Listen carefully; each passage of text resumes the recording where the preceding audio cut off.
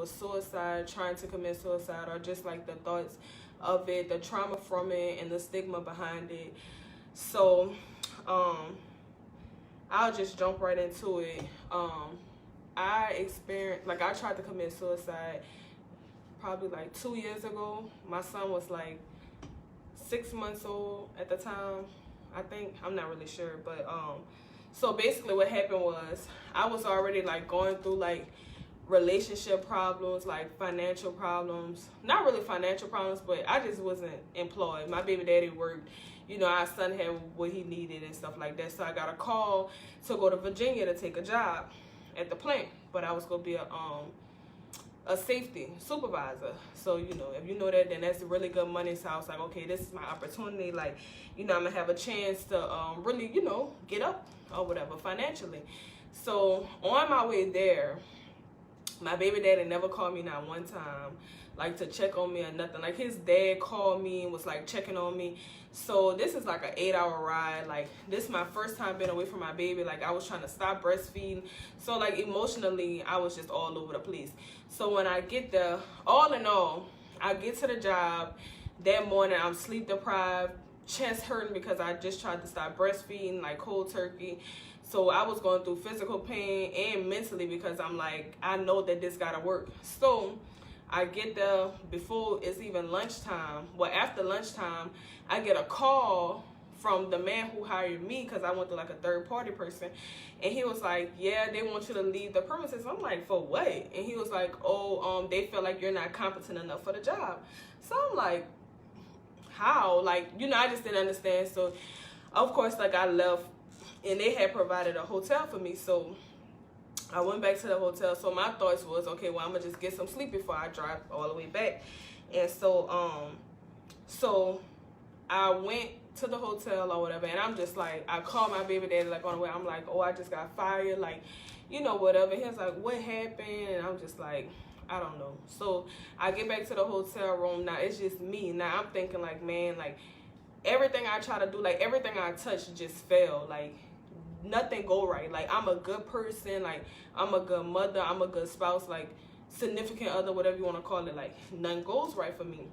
So I can just remember like me just really like hard down crying. Like so I go in the bathroom and I just look in the mirror, like literally like I could see the devil like next to me in the mirror, like, and he like, girl, do this, like, you know what I'm saying, like this is real. Like so I was just like, man, I'm about to just kill myself. Like I know my son, I went through every emotion. I'm like, I know my son will be good. Like he got a good daddy, you know what I'm saying. I know my baby daddy could do it because, you know, when I go to work, when I was working in the beginning, you know, he will always have my baby for me. Like we never let nobody watch him. So I just was like, oh, I know he good. Like, you know, he not gonna worry about me. I know my baby daddy go get them together and stuff like that. So I just like went back and forth with those thoughts or whatever.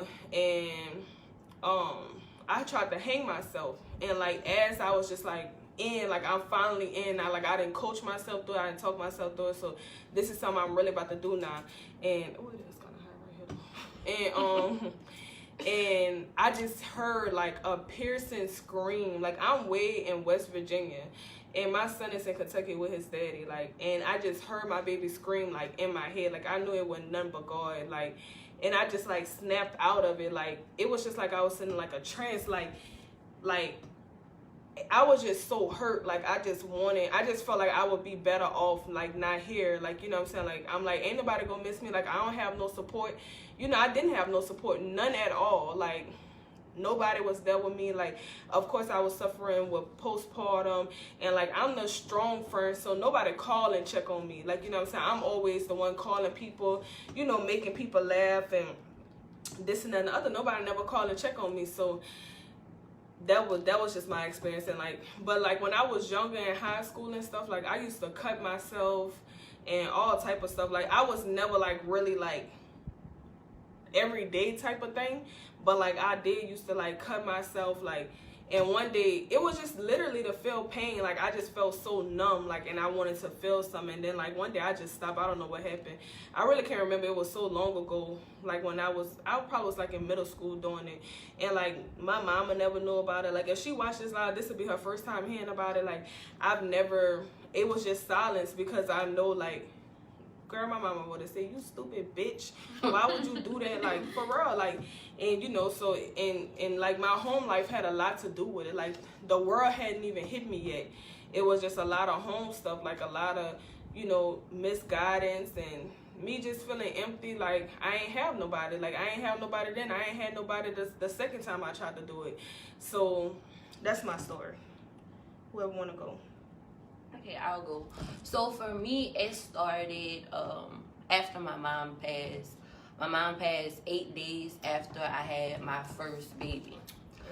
So it was like, I was mad at God. Like, I felt like, why would you do this to us? You know, we go to church every Sunday, sit on the second pew. So, like, why you have to take my mama when there's people out here that don't even take care of themselves, you know? So I was fitting into being like a mother without my mama. I was newly engaged. I was a sister. Like, my brother looked at me as I was his mama. And my aunties also looked at me as I was their sister. So I had to be the strength for everybody else. But when it came to me, like, I didn't feel like I had anyone to turn to. Which I really did, because, you know, my partner always been there, but I just felt like I was also a burden on him. So I didn't really want to tell him, like, okay, like, you know, I'm feeling this way. And also with my sister was going through certain things, and I couldn't go to her neither. So it was one night, I dropped my daughter off to her grandmother, and I had pills. Like, I had pills that's from my mama. My mama had heart failure, and she was a diabetic. So I knew taking that, like, it wasn't no coming back from. So I ran my bad water, had my wine and everything. So I'm typing up letters for my baby, my partner, and my sister. And as I'm typing up the letters for my daughter, her grandmother is calling me, and I'm not answering because, you know, like, in my mind, I'm going through with this, is no stopping it. So running my water, I hear a knock at the door, and it's her and her grandmother, and my baby crying. Like, she didn't want to stop crying. She was like, for whatever reason, she's not crying. So I picked up out her car seat, and I held her, and she just touched my face, and she smiled, and she stopped crying, and she went to sleep. And so from that point, like, I just bust out crying, because I'm like, this ain't nobody but God and my mama. So after that, like, I just held her and just told her I loved her, cried. And from that day forward, like, I tried to be a better me. You know what I'm saying? Like, I got more into going back to church, listening to the word and stuff like that. Because honestly, like, I'm the friend that would send you a scripture, but I just lost all touch with God, period. Because I just felt like, like, why could you do this? Like, why would you do this to me? Like, so, and then it's like you doing everything right. Like, I'm praying, I'm being there for everybody. Like, you know, just like I said, like, you feel like you don't got nobody because ain't nobody gonna understand. And that's a major reason why, like, we go through depression, because we felt like, I don't know her. Like, you know what I'm saying? I know her because we went to school together. You know, we used to always hang together. I know of her, but I never, like, talked to her. This is my first time having an encounter with her. Like, we 3 different people with 3 different stories going down 3 different paths, but we survived it. Like, you know what I'm saying? Like, and it's hard, because who gonna call somebody and be like, girl, you know, I just tried to kill myself last night. Like, especially if you got a child. Oh, baby, your child coming up out there. Because first it was you, next you go try to kill your child. But when they don't even know, they taking away your strength. Like, you know, and I know that God, like, I lost faith, like, a long time ago. Like, you know, and whenever I, like, had my baby, I had a healthy pregnancy, healthy baby. Baby came out 8 pounds. Nothing wrong with the baby. Baby came out, was dead when he came out. Because I was never, like, I didn't have a bind. I didn't want to be pregnant. I didn't want to have kids. So I took that for granted. And when God took that back, for the last second he did take it back, I snapped back, like, damn, like, I need this. Like, I need him. Like, I didn't went through all this, and you gonna tell me, like, my baby dead? Like, ain't no way. Like, you know, so, but thank God, like, God have mercy on us, and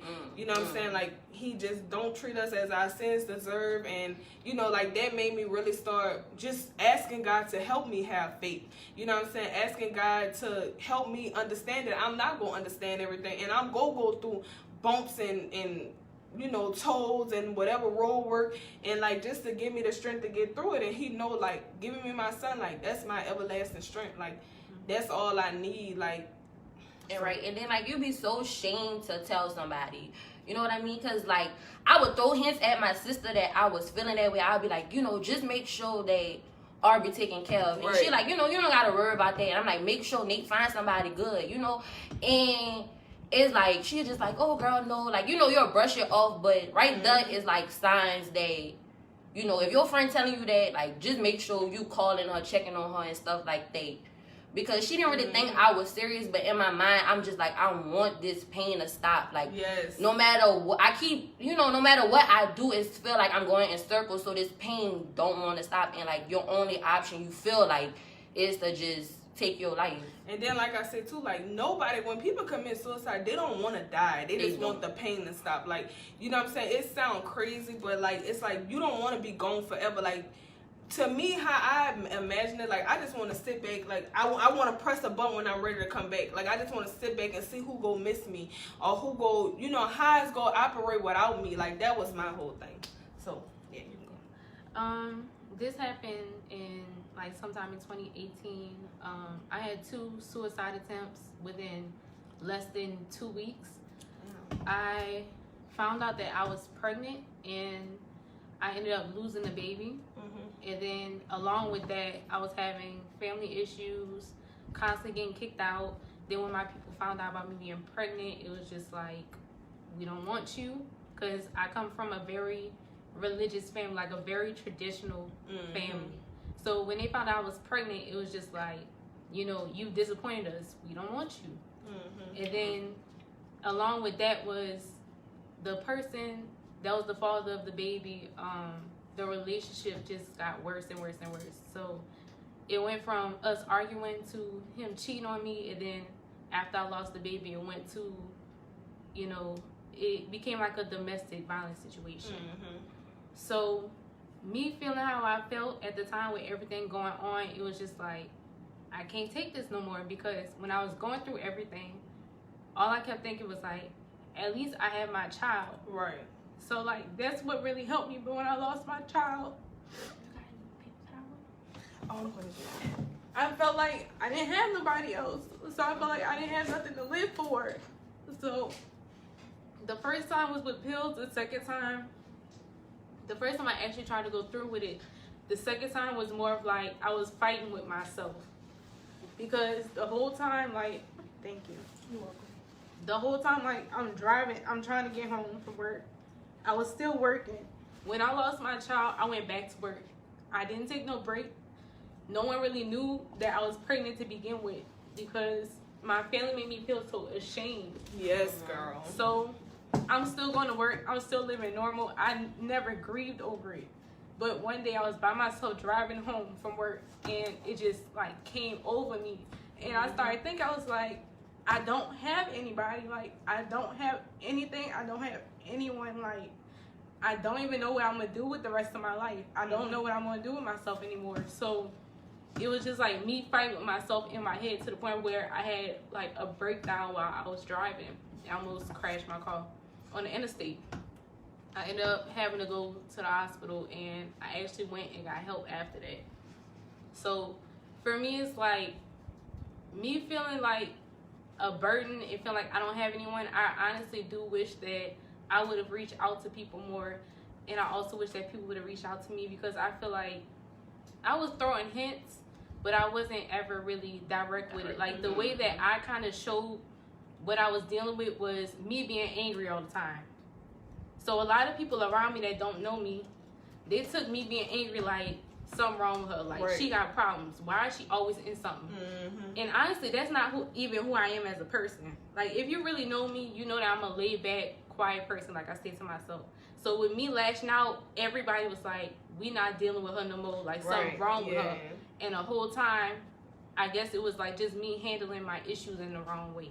It's just handling them how you know how, like, by yourself. Like, you know what I'm saying? And I think, like, well, I know that's a big thing. Like, we all agreed that we felt like we didn't have nobody. Like, when it came down to making a decision, like, if you knew you had that person that you could be like, man, I just lost my baby. Like, you know, I couldn't imagine. Like, you know, I have a child, and I know that's my strength. So and I ain't want no child. So imagine if somebody who want a child, and you know you don't have that opportunity, and you feel like that would have made you a better person. It's hard to think like everything happened for a reason. It's hard to really believe that. And coming up in a household, like, my stepdad is a pastor, you know what I'm saying? So my mama answer to stuff was like, I tell her, oh, I'm depressed, girl, if you don't go pray. And I feel like sometimes that's not really the answer. Like, you really need to seek help and go talk to somebody. It's not the answer, but it's the answer, but it's not the answer. Yeah, like, like, you know, like, yeah, pray, but shit, how you know I know how to pray? I hate when people say that, like, oh, pray about it. What? I don't know how to pray. You know, if that was the case, I didn't know how to pray.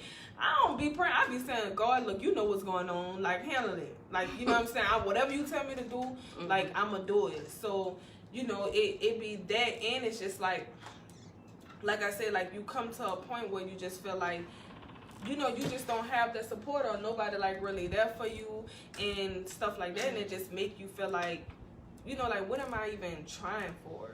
So, all right. So, who did y'all tell? Did y'all ever tell somebody? During the whole pill thing, like, I did tell my best friend at the time, and she really did help me out, but I kind of went back into like that depression.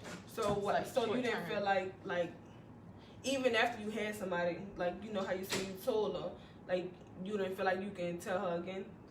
I was embarrassed, honestly. Yeah. Like, it was already hard for me to talk about it. It was just so embarrassing for me that I didn't even want to tell her. Like, I just felt like I was letting her down, trying to do it again.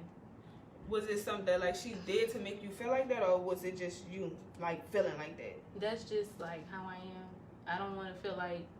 I always try to be there for the people around me, but I don't ever know how to communicate. Like, yeah, like, you know, that's how I am, too. Like, I can really need something, but I'm not going to ask, like, because I feel like it's, for whatever reason, I feel like it's okay for people to ask me, but I can't ask people. And mainly, like, that's why I do for people, because I say I never know when I'm going to need something. I can't be mean to this person. I can't tell this person no, because I never know when I'm going to need her. But when I do need that person, I don't even reach out to that person.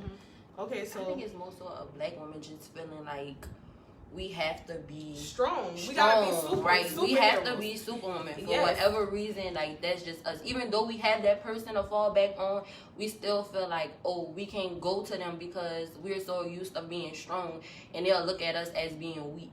For me, that's how I feel. And I was gonna say, even with you, like, you know, everybody know that her and they've been together for since they was in diapers. Like, so for you to even say, like, you didn't even want to be a burden on him, and knowing that this boy done seen you, I ain't gonna say worse than that, because that's probably the worst you done been, but you know what I'm saying? Like, he didn't see you at your worst. Like, you know, he didn't see you at your best. He didn't see you when you was mediocre. And for you still not to be able to express that to the full extent, like, that's what hurts, because it's just like I said, we've been taught to be silenced for so long. It's a threshold to what we can tell people. And then it's like me and Nate, so like we were really one. So I know when I'm depressed and sad, it's like it goes to him, and I hate for that to happen. You know what I'm saying? So like that's why certain times I wouldn't even want to burden him with it, just because I don't even want that energy to rub off on him. So Ayante said, glad y'all are still here and able to speak about it. So many of us need to know that it's okay to speak up and seek help, no matter what our family and friends may think. Yes, and that's the whole reason for my podcast. Like, I love talking about stuff like this, because it's people on this live who not even commenting, but just in their head like, damn, I went through the same. Like, we all go through it. Like, we done all been depressed. Like, I don't care how you paint the picture. You might have not went so far as to killing yourself, trying to kill yourself, but you've been to that point. Everybody in their, I don't care what y'all say, everybody in their life who done been through hard times say, man, I wish, how the world be if I wasn't here. Or if you done got disappointed, somebody constantly treating you wrong, and you just don't want to exist on this earth no more. Like, you done been there, like, you know, and it's hard. Joyce said, shit tough when you going through it, but can't tell nobody because you're embarrassed.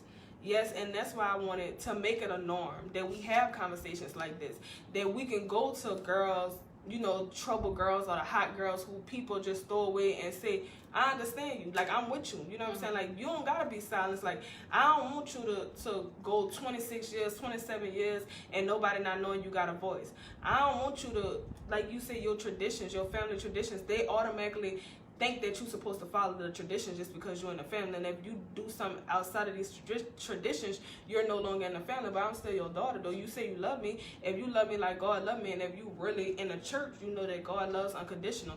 So you supposed to not love me with conditions, meaning that if I make you mad, if I do something that you don't agree with, I'm still your daughter. You can't not love me. You can't just throw me away. It ain't about tough love. That wasn't tough love. That's like, man, you're an embarrassment to our family. That's an embarrassment. I'm embarrassed to be y'all family, that y'all just throw me away like that. But nobody want to hear you because they know that a long time ago they shut you up and they expect you to just still be that same little girl that they shut up years ago. And when you finally get a voice, it's just like, oh, who she thinks she is? Oh, you didn't got grown and not like, yeah, I'm using the voice that I was given. So I think that's just important, like, for us to even express that, like, you know, if you say that's your friend, try them out.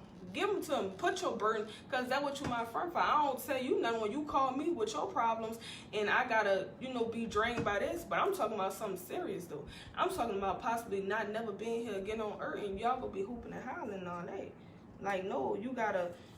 And the first thing somebody will tell you when somebody die or something going on, oh, girl, just call me. You know, I'm a phone call away.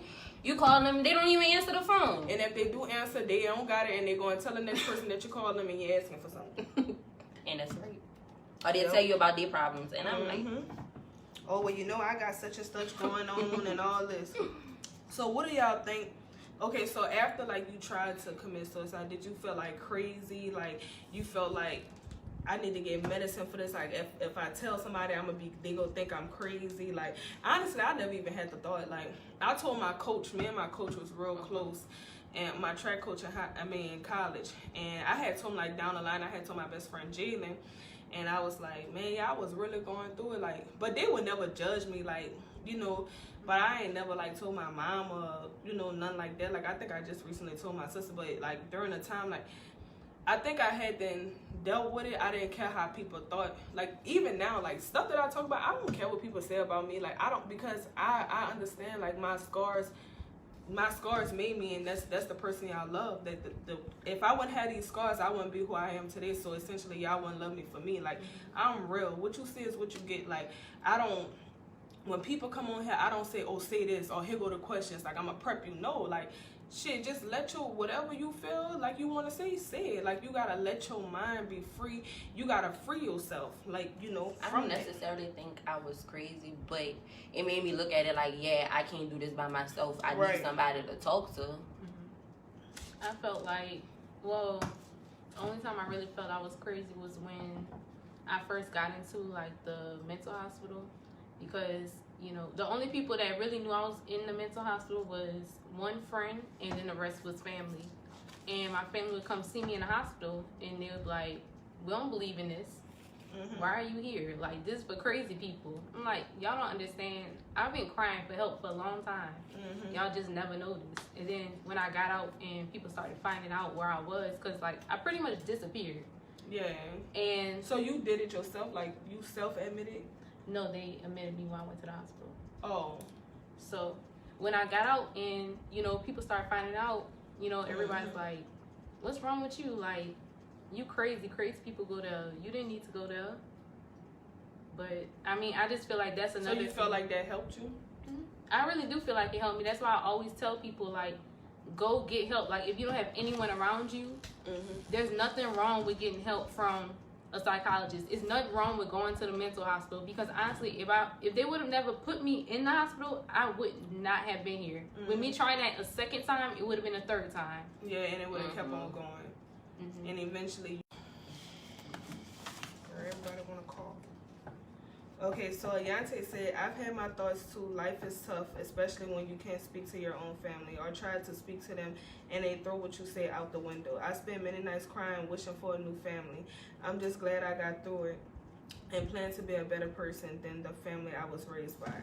Yes, girl, that is facts. Like, I was just telling you, like, girl, I used to pray to God, like, God, I hope when I wake up in the morning, such and such dead. Like, that's the only prayer I was doing, because I hated them. Like, I hated my family. I hated the situation I was in, like, so bad. And I just couldn't understand, like, damn, I wish I could pick another, you know what I'm saying, like, person that to be over me. Like, I just wish things were so differently or whatever. But But like I was telling you earlier, you can't really choose who your family is. But in order for you to move past it, you have to forgive them.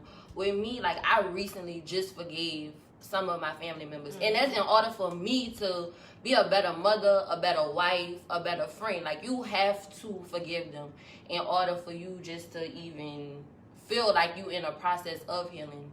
Yes. It's important to forgive because, like I said, that's trauma that you carrying. Like, you know what I'm saying? Like, these people are living their life, girl, drinking mimosas and cocktails every Sunday for brunch, and you up in there crying, stressing, and thinking about what they did you. Like, healing is personal. Forgiveness is personal. Closure is personal. Like, you got to do that for you. Like, I'm going through a situation now where people feel like I did something. I don't care how you feel. Because it's for me. Like, y'all living y'all life. I got to deal with it. I can't call y'all and say, oh, man, you know, I'm feeling real bad about such and such. That's personal. Like, I can come to you and say, look, I didn't like when you said this and that and the other. I'm just coming from closure. Like, I want to know X, Y, and Z. You got to come with a plan. When you come for closure, you got to say, this is what I want to know. If you're not willing to tell me, that's fine. I did my part, you know, and I'm closed on my end. Like, you know what I'm saying? When you ask for closure or you get healing, like, you got to really be, you got to love yourself more than what they gonna say or what they gonna think about you. Yeah.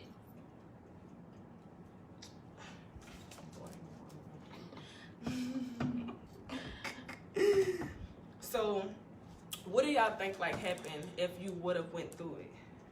Like, what if you would have went through it? Like, how do you think life would have been? Like, do you think? I think like my son. In my mind, okay, when I was like, okay, I'm gonna do this, I'm like, yeah, I'm gonna do this while she young, so she wouldn't feel like how I'm feeling right now that I don't have my mama. Like, if you know me, you know that me and my mom was like so close. So I was just like, you know, she not gonna be hurting if I'm gone. But to see how close me and Aubrey is now, I feel like I would have missed so much of you her life, like so much of trauma. That's how I think about my son, because I think like you would have been a motherless black man, and now you looking for love that your mama deprived you of because I killed myself. Now you don't know, maybe it's because of you. You know, that's what you think, and you got all these unanswered questions, and you can't ask me because I'm no longer here. You know what I'm saying? And you going through life looking for love that your mama, you wish your mama would have gave you. So. But I mean, I think that's the only person that would have affected, like, you know, tremendously. Like, you know, the only person that I cared that would have been affected. Like, I couldn't imagine causing. I think it would have been the 3 people that like, you wrote letters to. Yeah, Nate, my sister, and Aubrey. I feel like it would have hit them like totally different, especially my sister, given the fact that like she just lost her mama. So I know that would have been a lot for her.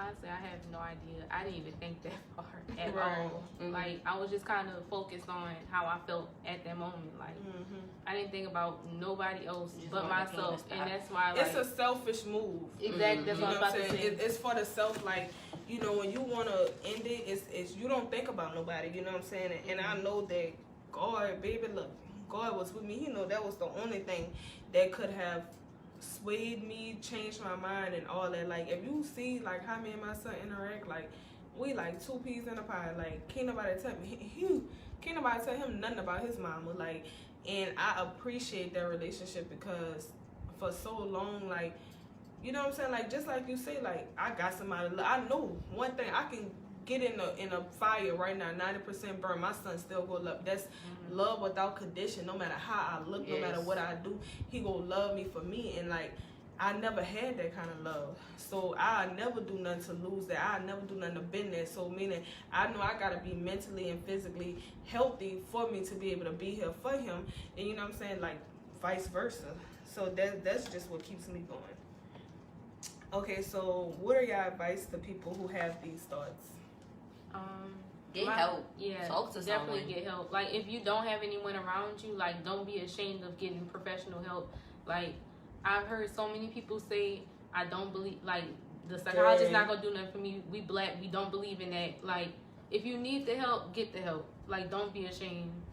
Yes, I don't know if y'all know, but I'm literally like, this is what I do, like psychology. Like, I'm a double major in communication and psychology. Like, nobody would never know, but because I don't really wear like a name tag that say it, but like, I'm very like educated in this field. Like, that's why I want to do this. Like, that's why this podcast is so like sincere to me and just like really important to me, because I know how it is to be black and have traumatic issues that you don't deal with. The first thing is being black, because it's black in the black community, we do not face that. We don't. You know what I'm saying? We pray about it. Or you ain't nothing wrong with you. You ain't got no damn anxiety. You're doing too much. That's why the devil riding your back. It's always something. You know, we don't push each other to go out there and get help. You know what I'm saying? We don't think before we get married we're supposed to have marriage counseling. Like, that's real. You're supposed to do that. Or it's a good tool for you to have, because yeah, you just talking, you telling the person what's wrong with you, but you learning how to communicate. And that's how you, in life, that's how you prosper. You will always have to communicate with people. You always have to have good and clear communication. So we need somebody like me who's relatable.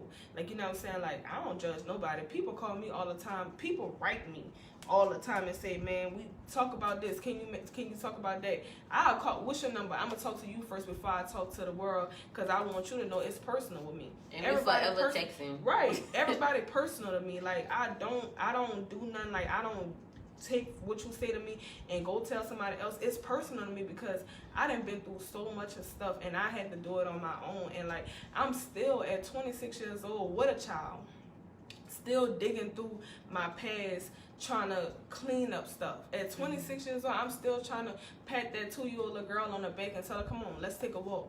You know what I'm saying? Like, we go get through this together. Like, we gotta know, we gotta clean up that before we can go. And, you know, especially like you have a daughter. Like, you know what I'm saying? Like, it's gonna be hard for her. It's gonna be hard for people, period. But females, like, we're more emotional, essentially. We show emotion more. You know what I'm saying? Like, we advertise emotion more. So if you not good for her, then you pouring that into her, and then she will be the same product of you. And you know what I'm saying? If you don't clean that up, we gotta clean it up. Like, even with me, like, I'm 100 with my son. Like, my son 2 years old, and he know. Like, I told mommy made a book. Look what mommy got. I did a journal, talking with a twist. Like, I need him to know these things, because we on this journey together. Like, you make me, you know what I'm saying? And everything I do, like, want to clean myself up and want to, you know, really get in touch with stuff from the past and my trauma. The trauma will always be there. You could talk about it, you could do all that. Like, they ain't gonna make it go away, but it's just gonna make you better, make you cope with it better, and help you to even help other people. Like I said, I don't know her. I know T, but I didn't know all this was going on, because we lost contact after high school. You know, everybody go their separate ways, so it's not like these are people who I talk to every day and I'm like, oh girl, you wanna come on here and say no? Like, 3 different walks of life, and we all experienced the same thing in some type of way. We felt like wasn't nobody there for us. We felt like we couldn't talk to nobody. We felt like we was deprived of the help because nobody never told us it's okay to get help. Like, you know what I'm saying? Like, I didn't learn until I got to college that, oh, that's why I act like this. You know what I'm saying? Like, self-analyzing. Like, I didn't understand how important it was. I just thought you're supposed to go through life and stuff go happen. You know, you get over it. Like, that's what we taught. Like, oh, get over it. And writing stuff down is so, like, it's the key to everything. Yes. And that's why the journals was so important to me. Like, I journal a lot. Like, when I feel like I can't talk to nobody, like, I talk to the paper. And I be spelling stuff wrong. I be putting stuff all over the paper. And I be asking myself questions like, girl, why you feel like that? I talk to myself, but I'm talking to myself on paper, but I'm going to answer myself, because it's just the outlet. Like, sometimes you don't want no advice. You just want somebody on the phone. Long as you don't hear a dial tone, you just want somebody on the phone, you just running it. Like, you know what I'm saying? I just need you to ad-lib it. Yeah, for real. Like, you know that you don't necessarily need advice. You just need an outlet. You know what I'm saying? Especially when you've been holding stuff in for so long. I can be on the phone and talk for hours. God, I've been to cook the whole meal, polished toast, took tracks out. Oh, they don't even realize what I'm doing. I'm running it so much. Like, but we need that. Like, we need a community of sisters and black people, period. Like, just to uplift each other. Uplift each other. Like I say, if words could hurt you, if words could heal you, they can hurt you. So if I can say, tell you a good mama, girl, do what you do. If that can make you happy, me saying the opposite could make you sad, because words touch. You know what I'm saying? Words have effects, positive and negative. So we have to be mindful of, first of all, what we say, how we treat people. You know, just if everybody's goal was to just support each other how we want to be treated, the world would be a better place. And that's fine. Okay. So what do y'all feel like was y'all breaking point? Like, what was it for you? Like, the it factor? Like, yeah. For me, when my mom passed, a couple of months later, her best friend passed. And it hurt me because we was on the phone and she was like, I need to see the baby. But Aubrey was a preemie, so I didn't bring her to see her. And she was like, I miss my sister. Like, I miss my best friend. And that was the last conversation we had. And then 6 months later, my uncle died. And looking at him in the casket was a split image of my mama.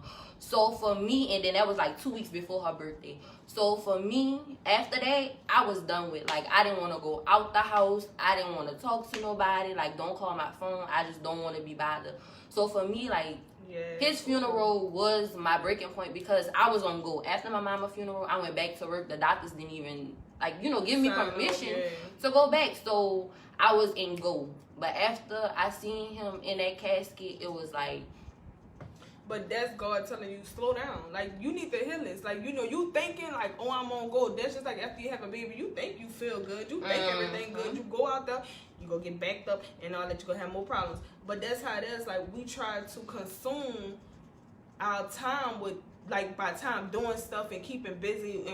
But baby, when you lay down, when you get off from work and you lay down, you take them shoes off, them thoughts coming through you. Everything that you tried to run away from that whole day, it's hitting you all at once instead of you letting it flow through the day. You haven't thought about it, you deal with it, and you get back to life. Life go happen. Like, just because a traumatic or some event happened, somebody died or something, I ain't saying just no, but you gotta deal with that, and cause life ain't gonna give you no excuse. Life gonna keep on happening, and if you constantly bearing that, like, that's hoarding. You constantly hoarding these thoughts and these feelings. Eventually, you gotta do some cleanup. So that's God way of telling you to slow down. Like, deal with this. That's like it just hit all at once. Yeah. And I mean, like, and every it emotion. hurt worse when it do that. Like, whenever it hit all at once, and then, like I said, you seeing your friends, like, damn, how could y'all go party and I'm feeling like this? Like, you know what I'm saying? I thought y'all said if I needed y'all was gonna be y'all out. Y'all ain't here. You know what I'm saying? And like I said, even when a person don't go, if I'm your friend, I know you just lost your mama. Say, look, chill out. Girl, I know you hurt. Like, I'm a make you think about it because you gotta deal with this. It's just like a heartbreak. Any type of heartbreak in a relationship, whatever, you gotta deal with that. You gotta know how that feel. You gotta be in tune with your emotions. So, you know, cause that's not gonna be the last person to die. Everybody ain't gonna be here one day. So when the situations change, you still gonna be the same. So you gotta know how to deal with that so you can handle it better the next time. And you can be stronger for somebody else the next time. So if something happened to one of your friends or your family, you know how to be their strength. Look, this is what I did.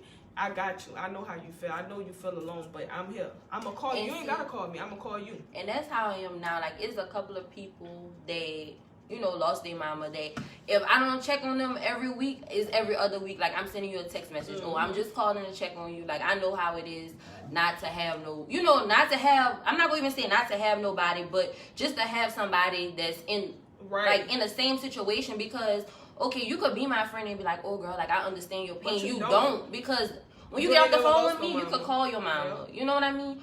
So that's why I say I would never say, like, I know how you feel. Even if I did lose a mama, what if me and my mama weren't close like you and your mama was? I don't know how you feel, but I'm here with you. I'm willing to experience the feelings that you feel because I care that much about you. And that's how I am. You don't even got to be my best friend. Like, when I found out that your mama died, I'm like, damn, I'm sorry for your loss. Like, I don't even have the words to say. When I found out that Red brother died and then his mama died, boy, I know you hurting. I told him, me and Red is like this. I said, I know you hurting because I know how close you was to your mama. Like, I don't know the words to say, but I want you to know I'm here for you. And he knew that. Like, what about you? Oh, my breaking point was pretty much a fight. So me and the father of my child got into a really bad fight. It was the last fight we ever had, and it got to a point where he started punching me in my face. Oh no! And we actually got into a fight in front of a lot of our mutual friends, and you know, they had to pull him off of me. And he told me, he was like, you know, if no one was here, I would have kept going.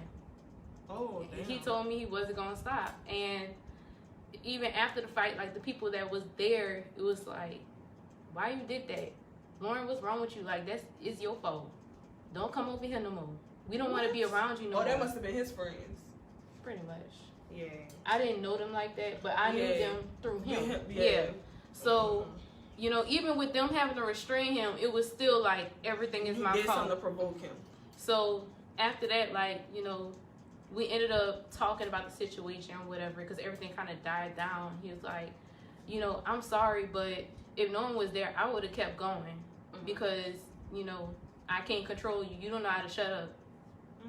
And after that, like, that was it for me. I just lost it after that. So that was your breaking point to like leave him alone completely. It took more than that. It was my breaking point to like get to that second point of trying to commit suicide. Yeah. But even when I got out the mental hospital, I didn't like when I was in there. Everything was fine because I was away from everybody. Yeah. You couldn't have no phone. You couldn't have phones.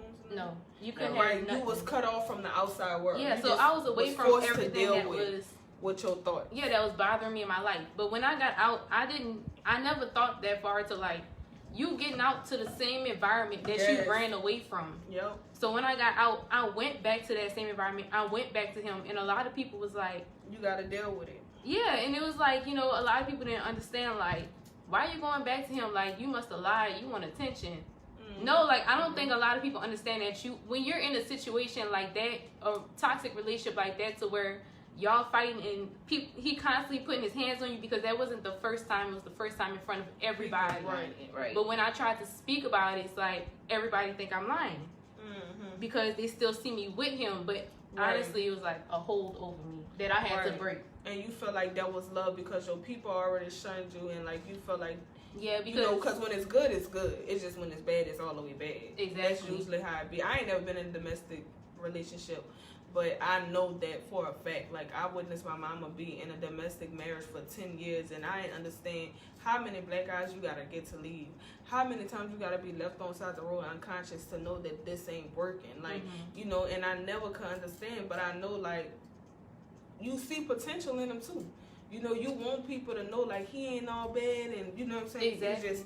You just see the potential. It's just a point that you have to reach within yourself where you have to look back on, like, you really have to reflect on your relationship and look back on all the bad times and think, do I really want to deal with this again? Is this person going to kill me the next time that this happens? And that's what I had to do. I ended up getting out the relationship. And you're strong for that. Yes, girl. That's the hardest thing to do. It's easy to stay because that's what you're used to. Like, having a new life and really, like, throwing that away. Like, you know, that's how you feel. Like, you know, I didn't waste so much time getting to know this person. Like, now it's all about to be over. Like, you know, and you don't want to be alone. Like, that's the main thing. Like, you know, you used to this person. You don't want to be by yourself. You don't want to have to start over. You don't want to be alone. And that's in a lot of relationships. Not even domestic. Abusive, not even. Like, they just so used of the history. Yep. But baby, look, you'll get something better with somebody else, and it'll be a shorter time. Oh, it started like that. It'll be a Man, that's the next question. Girl, I ain't even worried about the statement no more because I can't get it up. Just saying wine. Okay, who was or has been your strength? Of course, my son will always be my yes. He will always be my goal. He will always be my push. Always be my strength through it all. Like, I don't even think that. And I'm going to say this statement, I'm going to be really bold and stand behind it. I don't even think that I love myself enough to even do it for me. Because I love him way more than I can even fathom loving myself. Like, you know, because I feel like stuff other day. But yeah, like, he always going to be my yes. Like, when I tell myself, no, I can't do it, like, I'm just thinking about him. And he always going to be my push. So. That was always is gonna be my strength. It go back to my three people, my favorite people. Arby first, Nate, and my sister. Like, them three, like, that's really my strength right there. And I salute Nate. Like, Nate really, like, he stood by me through every emotion I had. One day it came to a point where when I wake up, he knew what day like it was. Like, oh Lord, Shanti, what's wrong? You know what I'm saying? So it's just like, I salute him for that. Because not too many men are stand by you going through all of them they go different. Cheat and say, well, you wouldn't treat me like, girl, they go do everything under the sun and think of excuses, use your problems as excuses. Yes. So I had to find strength within myself, really. Like around that time, I was honestly very insecure within myself because a lot of situations I was in, like when I look back on it, it don't reflect nothing but insecurity. And you know, it took me finding myself. Like after I went through everything, I really had to sit down, like, and get to know myself all over again and love myself. And it took a long time, but that's what helped me get out of that situation. Well, that's a blessing, girl. Do you feel like you showed signs? I don't think I showed signs because that was just an instant thought for me. And like I have never thought about killing myself before I tried to kill myself. Like it was never a thought, like, you know, because I knew I was going through hard times, but I knew like one day something was gonna come. And then when that time came and it didn't fall through, like that was an instant thought, like right then and there. And I don't think I never had that thought again, like ever so far. I don't feel like I showed signs. I made it through. I don't know. Like I don't think so. But my cousin Kendall, like I don't know what it was to make him like keep coming to, like every day he'll get off of work and he'll text me, I'm coming over there. Or like, you know, come with me to the store right quick. Like so I feel like he kind of felt like something was going on with me. So I don't really know. I'm gonna have to ask him. I'm gonna ask him like, do you think I was showing signs? But yeah, I think it was just like I said, I was angry all the time. I was always getting into it with people. It's always just in something. But I think the people around me didn't know how to take that as a sign. So like it's either I'm angry or I'm crying. Right. Like it was no in between. Like I didn't really have no type of happy moments. It was just like always something with me. Yeah, that's deep, girl. So, what are signs to look for?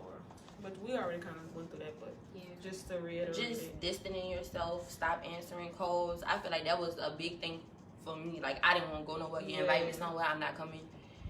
And I think like overly happy, like you shouldn't be this happy, like you know what I'm saying, but you're trying to cover it up, so you trying to make yourself happy, like you trying to make it look like usually when it is too good to be true, like that's usually what it is. Like, oh, I ain't saying like if the person just living, no, I'm saying like how many times have somebody killed themselves and they say, man, he was so happy today though. Right. Like that's what I'm talking about. Like, you know what I'm saying? Like just ask questions like, man, how you doing? How you feeling? And they be like, man, I'm all right. You know in the tone, man, you not all right. Tell me the real. Like, you know, but we just use that as a question, as a conversation opener. How you doing? And we don't even listen to the answer. We're like, oh, for real, that's what's up. You know what I'm saying? Like we just listen to it, answer whatever, and just keep on going. Like we don't really even take time. And what you saying that, like I know people that say, oh, well, if I would have known he was going through that, I could have talked to that person or whatever like that. But like you say, it's all in the tone. Like so you knew that person was going through something just by their tone or even the way that they have been acting. So I feel like nobody wake up one morning and just be like, oh, I'm gonna kill myself today. No, it is things that led up to that. Right. It's a build up. It's a build up. Like I said, I never had the initial thought like I'm going to kill myself until like that event happened. But I was depressed for a long time. Like, you know, it was either like, man, I really want to leave, but I don't have no money because I was staying in Kentucky. And I was like, I really don't have no money. Like, I don't want to take my son away from his daddy. So I got to be here. I got to deal with this. Like, you know, so that's what it was. And it was just like, but I felt like I showed signs. Like I said, I used to always post, like, I wasn't on Facebook at the time, but like on Snapchat, I used to be like, oh, I just felt so alone. Like, you know what I'm saying? Like, it's me against the world. Like, you know what I'm saying? Like, we show signs. I feel like people show signs. Like, we just don't adhere to them. Like, I do feel like any like excessive form of emotion, like whether it's happiness, sadness, anger, that's a good word. I noticed like even with people that are like really sexual, like I have like met some people that's really like just out there like with their sexuality, and it usually comes from like pain and not knowing how to express themselves. Like everyone expresses their pain differently, right. Which is why I don't judge anybody, but I do feel like it's that. And I also feel like, I mean, it's always little signs that we don't think we're showing, but that's out there. Like the posts, Yeah. certain things you'll say in the conversation, like, and people they'll be like, "Oh, you joking" or something. Like, a lot of people take it for a joke, but the whole time you serious. Like, it's just a lot of little things that people don't pick up on. Yes, definitely pay attention to the small stuff. So, what pain were you trying to stop? I just wanted to not be a failure no more. Like, I think that was my pain. Like, feeling like I knew that I hadn't graduated. Like, I got credentials. Like, there's no way I'm supposed to be in this position. Like, you know what I'm saying? It's no way I'm supposed to be feeling like this. Like, I was insecure too. Like, after having a baby, like, I didn't look how I used to look. And, like, I wasn't, like, big. I was so small. Like, because I was breastfeeding and all that stressing. Girl, looked like I was 4 pounds. And, you know, like, I didn't like that because I was never used to being that small ever in my life. So I was insecure. I wasn't getting my hair done, my nails done like I usually do. Like, because I was all on his dime. Like, you know, I'm like, well, shit, he already paying the bills. Like, I can't ask him for too much. Like, you know, like, I have my need, you know, my essentials, and my son do too. Like, I don't want to overdo it. But meanwhile, he getting his haircut every week. You know what I'm saying? He doing what he want to do with his money.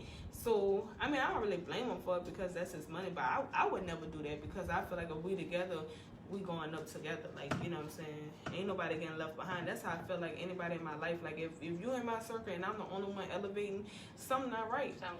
Like, either when I drop the rope down, y'all can't reach it. I ain't dropping it down far enough, or it got a slit in the rope, and I mean, we just ain't climbing together.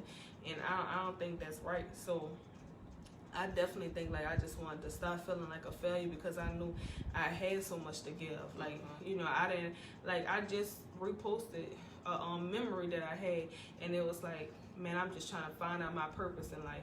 A year later, look what I'm doing. Like, yes. I've always like, I'm a talker, like, I'm a communicator. Like, I love studying the brain. Like, I love psychology. Like, I love proving to people that you're not by yourself. I love that. Like, and I think for me, that's more so how I was feeling like a failure. Like, I'm feeling at being a mother to this beautiful baby girl. I'm feeling at being a spouse to, you know, my partner. I'm feeling at being a sister, a friend.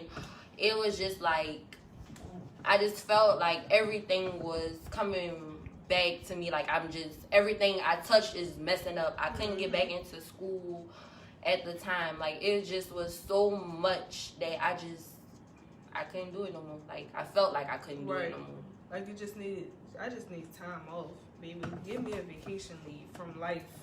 And, like, I was just hurting so bad that I couldn't even express it to anybody. Because I felt like nobody really understood. Nobody would even care. Like, you know, it's one thing to listen, but it's another thing to, like, not care. Like, I'm trying to tell you something, you at a party and you ain't even, like, you know what I'm saying? Like, no. So that was a big thing for me too. Like, not even, you know, feeling like nobody would even care to even listen, or, you know. I just want to like, stop feeling lonely. Yeah. I feel like that's the people who do it, like, feeling like you're not adequate enough. Like, you know what I'm saying? Like how you say, like, what I'm going to do with the rest of my life. Like, baby, I graduated college.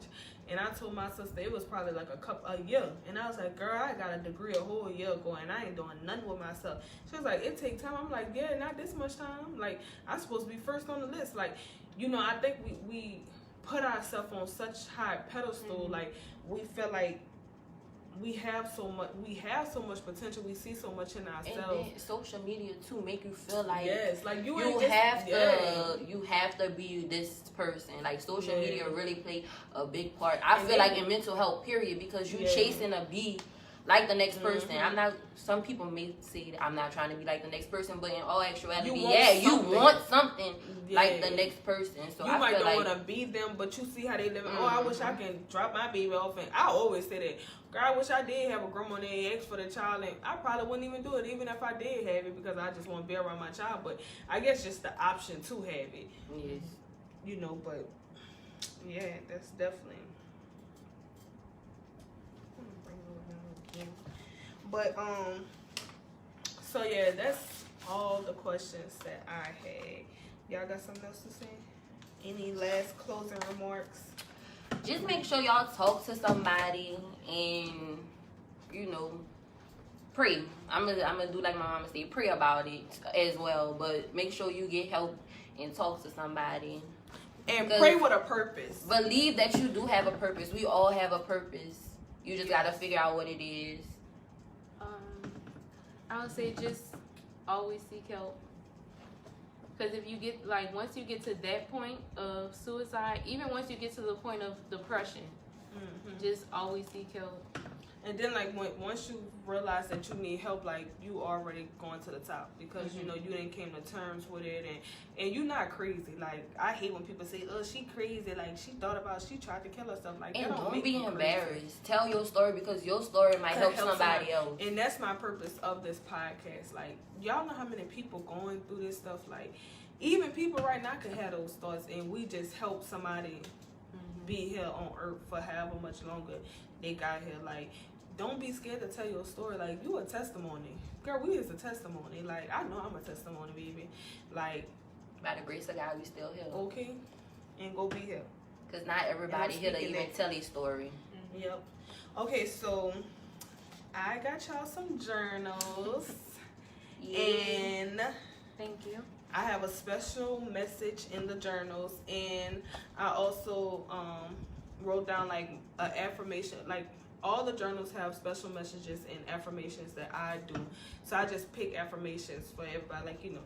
So definitely, like, I definitely do affirmations, love affirmations. They help me with life. But yes, I pray that y'all continue to heal and we all do this journey together. And tomorrow, the podcast is about coming out, so we're gonna have 4 people telling their, like, coming out story. It's gonna be real dope. So yes, thank y'all for viewing, thank y'all for the support, thank y'all for sharing, and thank y'all for having an open mind. And we're gonna see y'all tomorrow.